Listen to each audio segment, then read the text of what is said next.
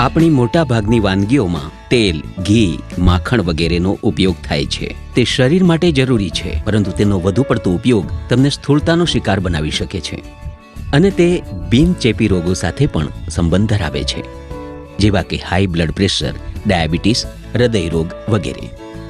પરંતુ તેનાથી બચવાના કેટલાક સરળ ઉપાય છે. સંતુલિત આહાર મુજબ આપણા ખોરાકમાં ફક્ત 20 થી 25% કેલરી હોવી જોઈએ, જે ચરબીનો સ્ત્રોત છે. માત્ર નિયત પ્રમાણમાં જ તેલ ખરીદો. માત્ર નિયત પ્રમાણનું જ તેલ દર મહિને ખરીદો અને ઘરમાં તેના વપરાશ પર ધ્યાન રાખો.